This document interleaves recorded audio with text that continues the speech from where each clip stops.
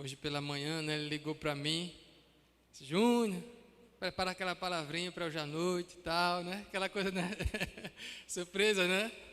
Mas o Espírito Santo já sabe de todas as coisas, ele já vai adiantando, sabe? Vai por aqui. Glória a Deus por isso. Queridos, essa palavra que Juliano falou, né? Quando ele falou assim, olha, fala para o teu irmão aí, o fraco, diga que é forte. Diga para o fraco, você é forte, você é guerreiro. É uma palavra importante, sabe? E nós precisamos assimilar em nossas vidas aquilo que o Senhor tem falado a nosso respeito. Amém? Porque isso fala da nossa identidade, queridos. Isso fala de quem nós somos. Isso fala daquilo que o Senhor projetou quando você ainda era um informe no ventre da sua mãe. E a gente precisa assimilar essa identidade, sabe por quê? Porque momentos como esse que a gente está vivendo no Brasil, às vezes o inimigo, porque eu digo a você que quase todos os dias, às vezes eu acordo angustiado, porque cada dia, quando vem as notícias, quando vem essa pressão, quando você vê a mentira rindo na sua cara, não tem como você não se angustiar. Mas aí a gente tem que assimilar e assumir, não é só assimilar não, mas assumir essa verdade que Deus fala ao nosso respeito, que nele nós somos fortes, amém? Que podemos todas as coisas nele que nos fortalece, amém? É Ele quem diz quem somos. E nós precisamos assumir essa identidade que Deus propõe para nós. A palavra que o Senhor compartilhou comigo hoje, ela tem o seguinte tema: a nossa identidade, ela é inegociável e inconfundível. A sua identidade é inegociável e inconfundível. Eu vou procurar ser o mais breve possível, né? É porque quem é discípulo do pastor Manassés sempre quer pregar 1 hora ou 2, né, Juliano? Mas eu vou tentar fazer isso em 15 minutos, foi o que o pastor pediu, certo? Mas a sua identidade, querido, é inegociável e inconfundível. Nós vamos abra sua Bíblia no livro de Daniel, capítulo 3. Vou ler aqui na versão NVI, a minha Bíblia não é Almeida corrigida, então vou usar o meu celular, eu vou ler na versão NVI.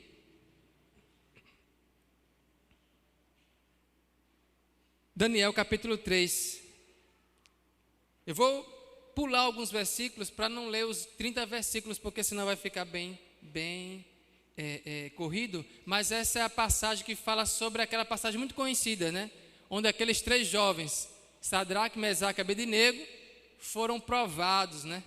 É uma passagem também, ou se não, na verdade, como era o verdadeiro nome deles, Misael, Ananias e Azarias, né? Misael, Ananias e Azarias. Nós vamos ler aqui, a partir do versículo 1. O rei Nabucodonosor fez uma imagem de ouro de 27 metros de altura e 2 metros e 70 centímetros de largura, e ergueu na planície de Dura, na província da Babilônia. Depois convocou os sátrapas, os prefeitos, os governadores, os conselheiros, os tesoureiros, os juízes, os magistrados e todas as autoridades da província para assistir à dedicação da imagem que mandara erguer. Assim todos eles, sátrapas, prefeitos, governadores, conselheiros, tesoureiros, juízes, magistrados e todas as autoridades da província, se reuniram para a dedicação da imagem que o rei Nabucodonosor mandara erguer e ficaram em pé diante dela. Vamos passar agora para o versículo 8. E o versículo 8 diz o seguinte: nesse momento, alguns astrólogos se aproximaram e denunciaram os judeus. A partir do versículo 12. Mas há alguns judeus que nomeaste, isso foi aquelas autoridades denunciando os judeus para o rei. Mas há alguns judeus que nomeaste para administrar a província da Babilônia, Sadraque, Mesaque e Abednego, que não te dão ouvidos, ó rei. Não prestam culto aos teus deuses, nem adoram a imagem de ouro que mandaste erguer. Furioso, Nabucodonosor mandou chamar Sadraque, Mesaque e Abednego, e assim que eles foram conduzidos à presença do rei, Nabucodonosor lhes disse: é verdade, Sadraque, Mesaque e Abednego, que vocês não prestam culto aos meus deuses, nem adoram a imagem de ouro que eu mandei erguer?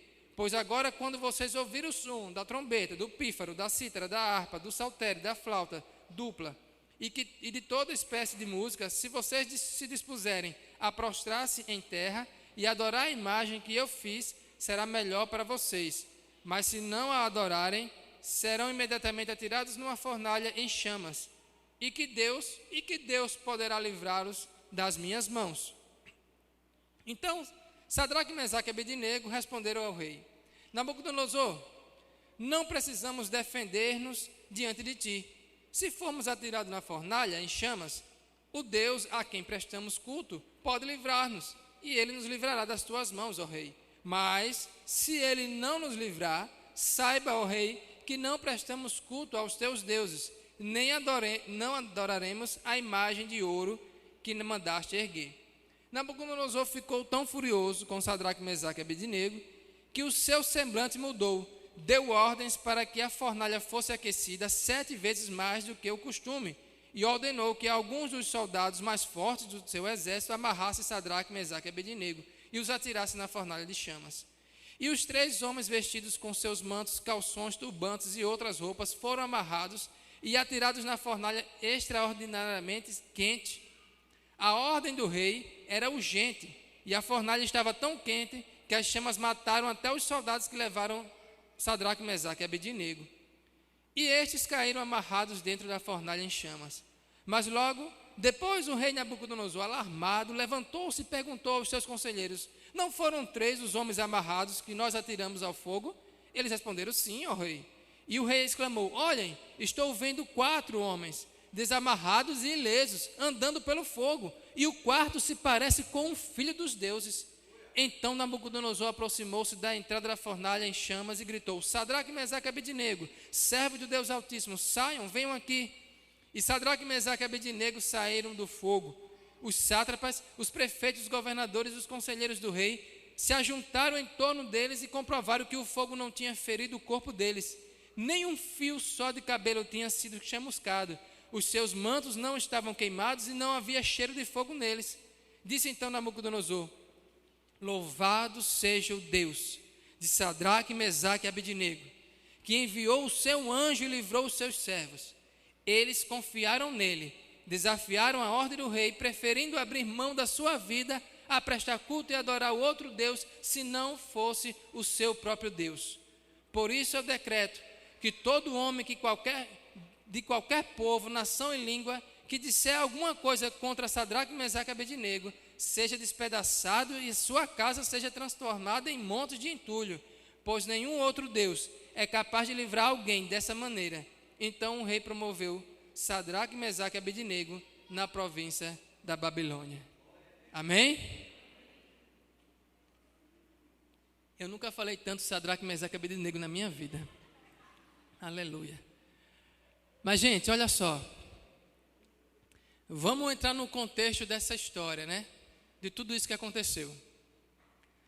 Quando a gente vai num livro, a gente sabe que tanto Sadraque, Mesaque e Abednego, e Daniel também, todos eles estavam ali na terra da Babilônia como cativos, né? O povo judeu tinha sido levado ao cativeiro. E aonde foi, quando tudo começou, foi lá no livro de Jeremias. Quando você começa a ler o livro de Jeremias, você vai entendendo esse contexto, essa história toda. Mais ou menos ali nos capítulos 25, 26 até o 29 de Jeremias, você vai vendo que o Senhor, ele começa a falar através do profeta Jeremias para exortar o povo. Porque o povo começou a desobedecer. O povo não ouvia mais os profetas que falavam a justiça e a verdade de Deus. Então o que foi que Deus disse? Olha, Jeremias, vai ao povo e diz o seguinte: olha só, vai vir um povo do norte que vai tomar vocês, vai destruir tudo aqui, tudo isso aqui, e vai levar vocês cativos. O rei Nabucodonosor vai vir e vai dominar as nações, e os judeus estão no meio. Essa terra também vai ser dominada. E sabe, quando Deus se referia a Nabucodonosor, ele disse para Jeremias: olha, o rei Nabucodonosor, meu servo vai dominar as nações, e os judeus também. E quem não quiser ir, e quem resistir, vai morrer à espada ou à fome. Ou seja, não tinha outra opção. Deus já havia determinado, e ele disse: o meu servo, vou enviar meu servo, o rei Nabucodonosor. E é interessante isso, que quando a gente vê aqui no capítulo 29 de Jeremias, olha só, 29, isso mesmo. Olha só o que o Senhor fala, o que o Senhor manda a Jeremias falar. Se você quiser abrir, você pode abrir, 29:4, mas não é obrigado. Olha só o que ele diz: assim diz o Senhor dos exércitos, Deus de Israel, a todos que foram transportados, que eu fiz transportar de Jerusalém para a Babilônia: edifiquem casas, habitai e plantai jardins, comei seu fruto, tomai mulheres e gerai filhos, e todas as mulheres por vossos filhos, e dai a vossos filhos, a vossas filhas maridos, para que tenham filhos e filhas, e multipliquem ali, multipliquem, e não deixem de crescer. Essa foi a ordem do Senhor. E ele falou mais, olha só: procurem a paz daquela cidade, onde eu fiz vocês transportar, e orai por ela ao Senhor, porque na sua paz vocês também terão paz. E mais adiante o Senhor disse: olha, vai ser um período de 70 anos. 70 anos. Mas depois de 70 anos, eu trarei vocês de volta para este lugar. Então foi aí que o Senhor já mandou, através do profeta Jeremias, mandou profetizar que aquele povo ia ser dominado, ia se tornar cativo. E quando a gente já vai em Daniel, a gente vê Daniel ali, já junto com seus amigos, né? Ananias, Azarias e Misael, cativos na Babilônia.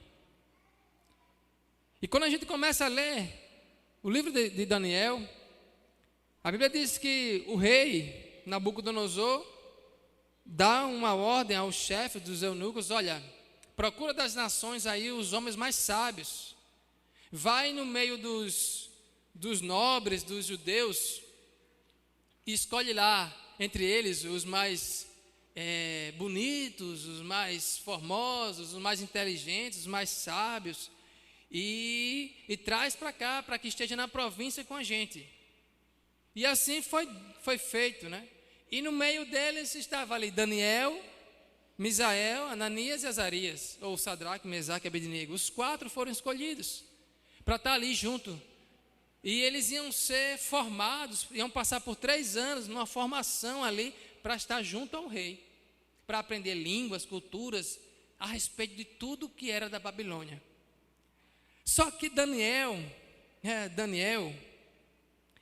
ele compreendeu, ele entendeu que ele tinha que obedecer a Deus, e está naquela terra, mas ele sabia que os seus princípios, os seus valores, a sua identidade era inegociável. E assim que ele foi recebido, ele foi trazido, na verdade, pelo aquele chefe. Ele disse: olha, porque o chefe recebeu uma ordem do rei, passa para eles a dieta do rei. A mesma dieta do rei é para que eles consumam do vinho, dos manjares do rei. Só que Daniel decidiu não se contaminar dos manjares nem do vinho do rei. E disse para o chefe dos eunucos: olha, não quero comer dessa dieta. Traz para mim só legumes e água. E aquele chefe disse: olha, não posso fazer isso. Se o rei sabe que eu estou fazendo isso com você só comendo legumes e água, vocês vão ficar fracos. E Daniel disse: não, olha só, vamos fazer um acordo. Você vai trazer legumes e água por 10 dias, para mim e para os meus amigos. Para mim, para Ananias, para Azarias e Misael. Por 10 dias. E depois de 10 dias, você faz conforme você quiser com o seu servo. E assim foi combinado e assim foi feito. Porque a palavra de Deus diz que o Senhor deu graça a Daniel aos olhos daquele chefe dos eunucos. E assim aconteceu. Depois de 10 dias, a palavra de Deus disse o seguinte, que Daniel e os seus amigos estavam mais fortes e mais saudáveis do que aqueles outros que estavam comendo dos manjares do rei. E aquele chefe do eunuco disse, continuou dando a mesma dieta para eles 4. E sabe, a Bíblia diz que por conta disso, veja só, por conta disso, o Senhor desceu com toda sorte de sabedoria, inteligência e discernimento sobre Daniel, Ananias, Azarias e Misael. E para Daniel, ele disse, olha, e para Daniel, ele ainda colocou o discernimento, a capacidade de interpretar sonhos e visões. A gente vê aí que a partir desse momento, Daniel, ele começou a mostrar quem ele era, a sua identidade em Deus. Nós precisamos, diante de qualquer situação e qualquer pessoa, mostrar quem somos. E não podemos negociar nossa identidade diante de ninguém e diante de qualquer circunstância. Não podemos negociar. E o Senhor foi fiel com Daniel. O Senhor desceu sabedoria sobre Daniel e seus amigos. Daniel já estava mostrando quem ele era. E olha só, como eu disse a vocês, o tema da mensagem, que a nossa identidade deve ser inegociável e inconfundível. Tanto Daniel como seus amigos já estavam começando a se mostrar diante daquele homem. Eu imagino aquele chefe dos eunucos disse, olha, rapaz, deu certo essa dieta. Esse pessoal é diferente. Esses judeus são diferentes. E eles ficaram mais fortes. E aí a gente vai adiante. Aí a palavra do Senhor diz o seguinte, que chegou um momento em que o rei viu que Daniel e os seus amigos eram diferentes, eram sábios, e começou a conversar e trazer eles para perto dele, conversar com eles. E a Bíblia diz que todas as perguntas que o rei fazia para Daniel e para os seus amigos, eles demonstravam que eram 10 vezes mais sábios que qualquer outro sábio, agoureiro, adivinho daquela província. E por conta disso o rei decidiu colocá-los pertinho dele ali no reino. Mas uma vez o Senhor, ele mostra que a sua identidade não precisa ser negociada. E que se você manter fiel à identidade que o Senhor lhe propôs, independente de qualquer coisa, você vai se tornar inconfundível. Você vai começar a se destacar no meio de tudo aquilo que é fraco e perdido.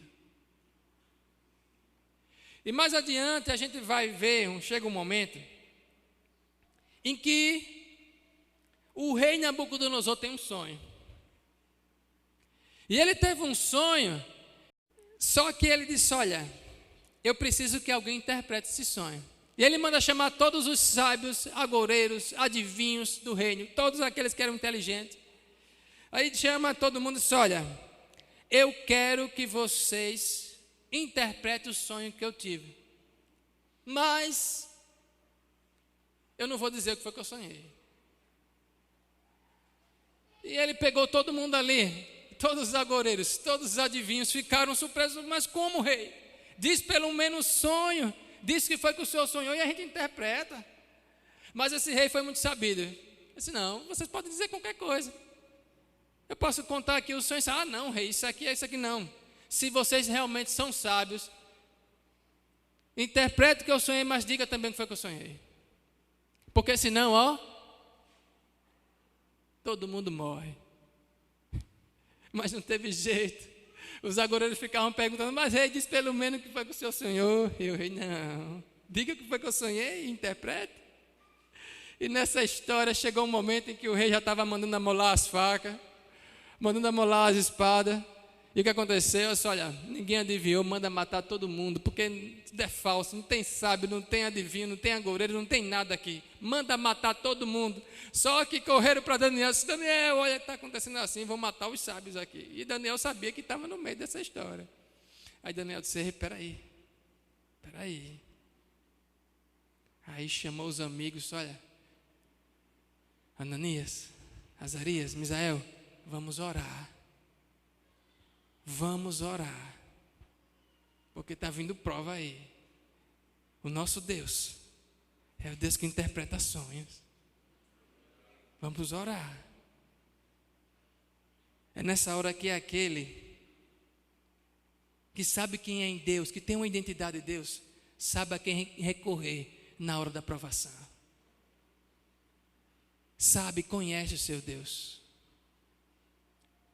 Você que sabe quem é em Deus, sabe que o que você é aquilo que o Senhor fala a teu respeito, sabe a quem recorrer. O salmista no Salmo 46, ele diz bem assim, olha, ele fala, ele diz bem assim, que nós devemos recorrer ao Senhor no dia da angústia.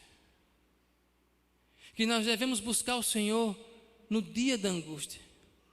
Porque o Senhor, ele fala que o Senhor dos Exércitos está conosco. O Deus de Jacó é o nosso refúgio. E é Ele que nós devemos buscar no dia da angústia. E foi assim que Daniel fez, junto com seus amigos, oraram. E ele começou a exaltar o Senhor, porque o Senhor revelou tudo para Daniel. Tudo que o rei tinha sonhado e ainda mais a sua interpretação. E aí Daniel corre e disse, olha, manda avisar o rei que eu tenho interpretação para o sonho dele. E correram, chamaram Daniel, levaram Daniel ao rei. E Daniel ele chega e disse, olha rei, eu sei. Olha só o que Daniel fala, disse, olha rei, o sonho que tu tiveste, nem sábio, nem adivinho, nem agoureiro, nenhum deles, nem magos pode interpretar. Mas há um Deus que revela o oculto, o secreto, o profundo, um Deus dos céus que interpreta sonhos. Esse Deus vai dizer o que significa o teu sonho. Daniel poderia ter dito bem assim, olha, eu sei, eu sou o cara, eles não sabem não, mas eu sei. Não, ele disse não, aquele que revela vai te dizer quem é. O Deus dos céus, a gente vê, sabe, aquele a qual a identidade, sua identidade não é negociável. Aquele que a sua identidade é inconfundível. Ele não só mostra quem é em Deus, mas começa a fazer conhecido o seu Deus. Ele não chegou lá para dizer, olha, eu, o Daniel, não, ele disse, olha, o Deus dos céus, aquele que revela o oculto e o profundo, vai interpretar o teu sonho. Aquele que tem uma identidade inegociável, uma identidade inconfundível, é aquele que faz conhecido o seu Deus. E ele fez conhecidos, olha. E ele interpretou o sonho. Ele mostrou, ele disse ao rei qual era o sonho que o rei teve e o seu significado. E o rei disse, realmente, o Deus de Daniel é Deus dos deuses, é Senhor dos reis e interpreta sonhos. Aí o rei disse, olha, a partir de hoje, Daniel, você é governador sobre toda a província da Babilônia. Governador sobre toda a província da Babilônia. Aí Daniel aproveitou e disse: olha só, rei, não esquece dos meus amigos não. Coloca eles como administradores, porque também ele estava ali junto comigo. Assim o rei fez. Agora Sadraque, Mesaque e Abednego não só governavam ali na Babilônia, como também administravam. Olha só o que Deus faz com aqueles que não negociam a sua identidade e se mostra inconfundível como filhos e filhas de Deus. Destaca até em terra do cativeiro. Aí você diz: isso foi só com Daniel. Você vê a história de José, a mesma coisa. Aonde José chegava, se destacava. Porque José, da mesma forma como Daniel, é uma prova daquele que não negociou os seus valores, apesar da condição em que estava, de escravo. Não negociou quem era. E se tornou o quê?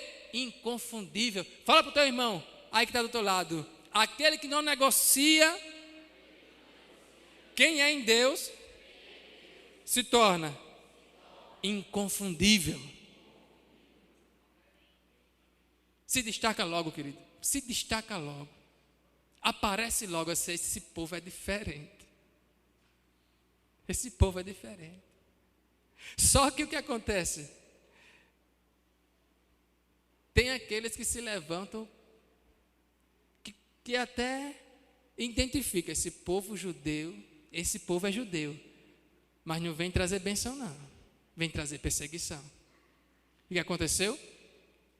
O rei resolve levantar uma estátua de ouro e disse: olha, a partir de agora todos têm que se curvar diante dessa estátua.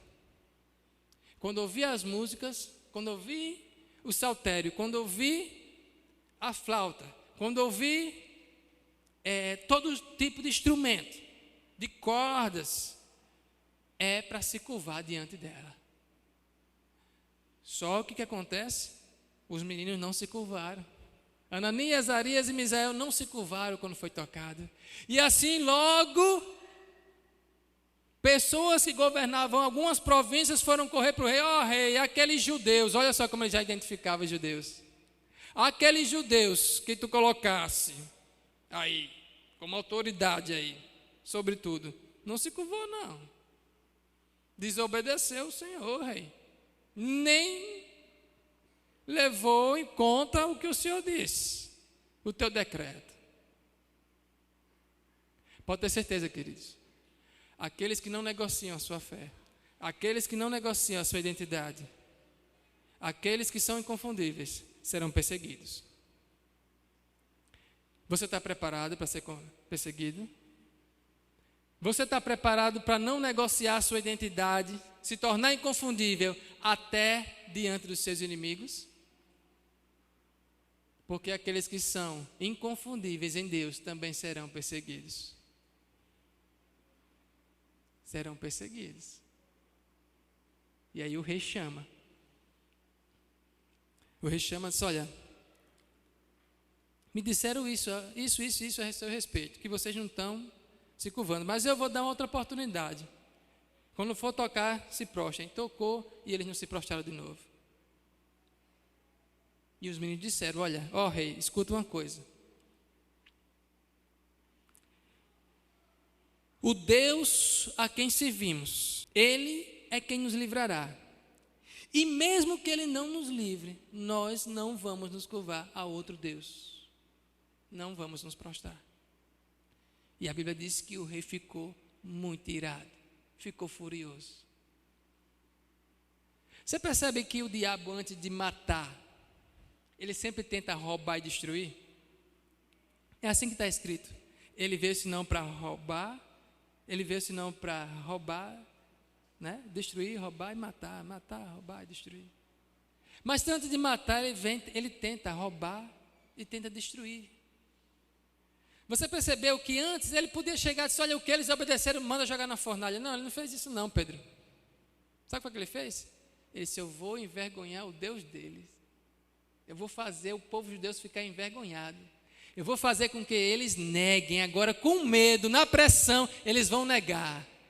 É assim que o diabo faz. Antes de matar, ele tenta envergonhar.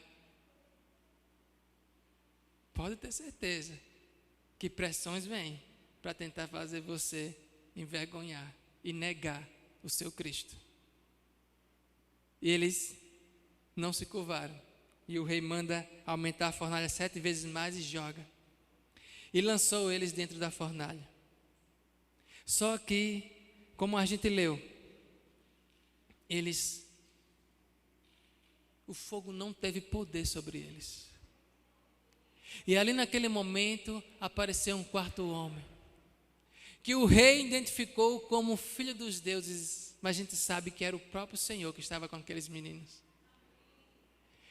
E naquele momento o rei manda tirá-los e disse: a partir de hoje,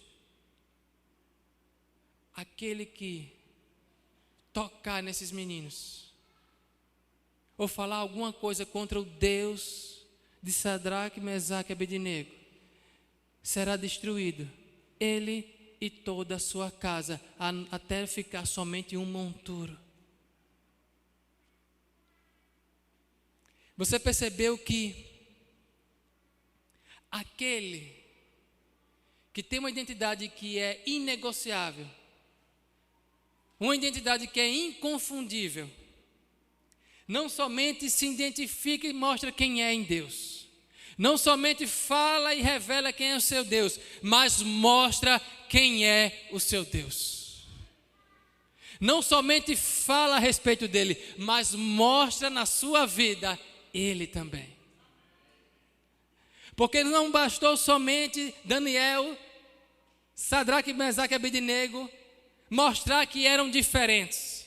Não bastou somente eles dizer: olha, existe um Deus. Eles também mostraram que Deus, quem era o seu Deus.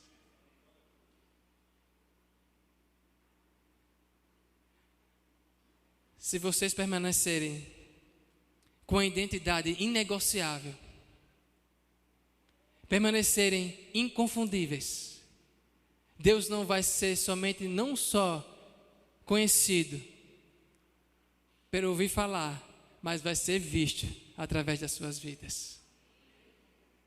Assim como o rei e aqueles sátrapas e prefeitos se juntaram com o rei assim para ver, realmente tem um quarto homem. Viram Deus. Vocês, as pessoas também lá fora vão ver Deus em vocês. Vão ver Deus também através de vocês. De manhã eu estava orando, agora a gente terminou. Eu estava orando e estava angustiado, apresentando jejum a Deus, em relação a tudo isso que vem acontecendo no nosso país. E cada dia, como eu disse a vocês, é uma coisa nova, né? E agora essa perseguição, calando a voz, né? Das pessoas que falam, agora você não pode falar, né?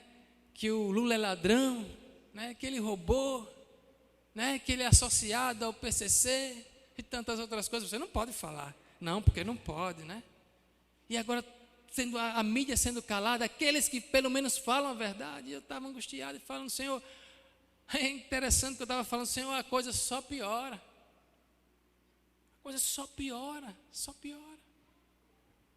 E aí foi quando eu fui meditar na palavra, e o Senhor me deu essa palavra aqui.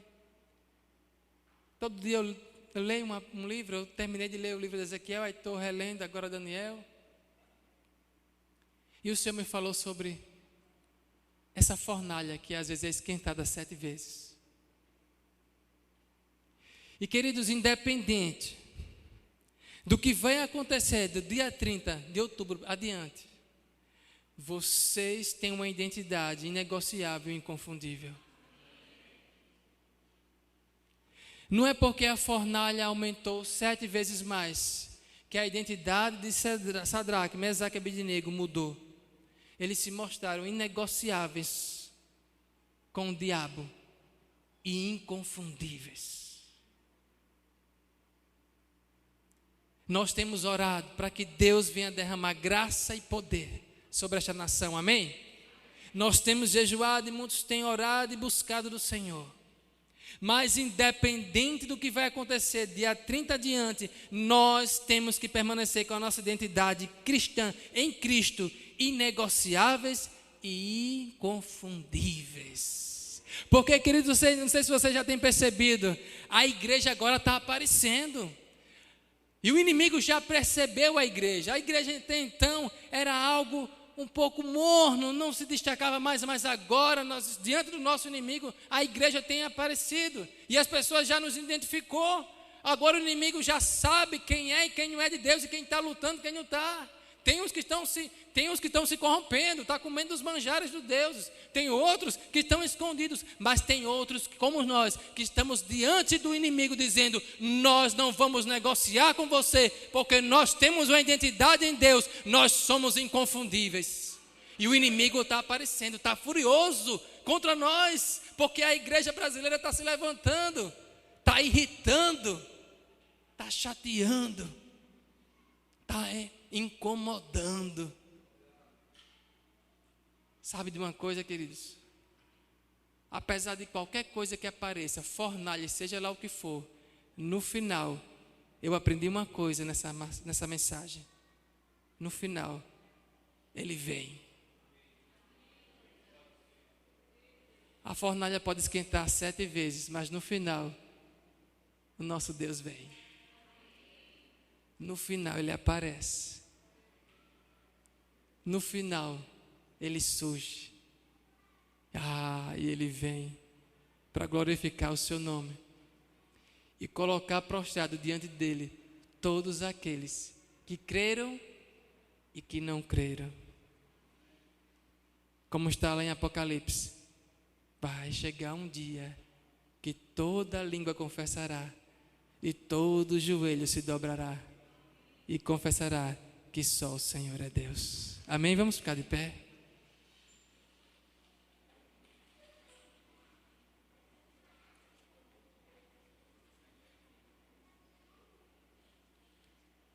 Queridos, vocês são inconfundíveis.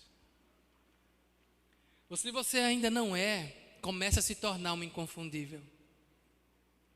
Que quando você passar, as pessoas vão dizer, assim como disseram, olha os judeus ali, vão dizer, olha, aqueles crentes, olha os cristãos ali.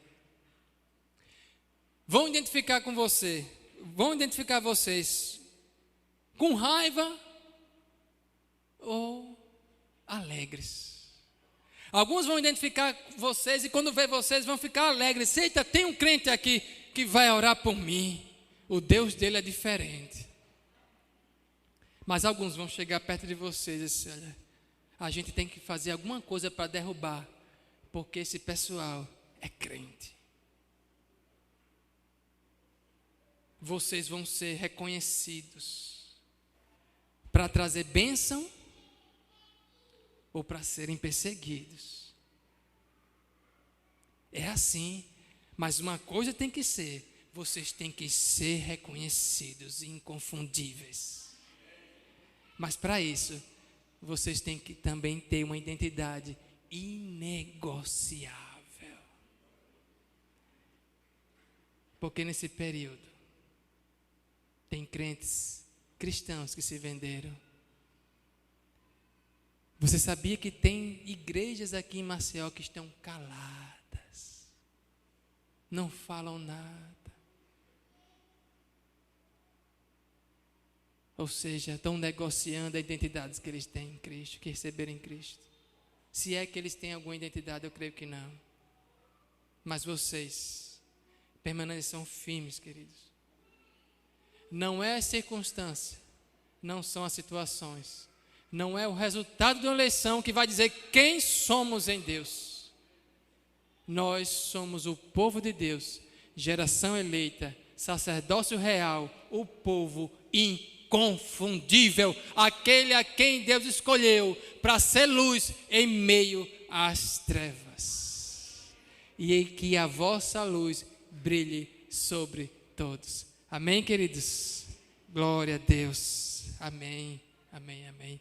Eu não sei se nós temos alguém aqui que queira. Vou aproveitar o momento, né? Quem puder.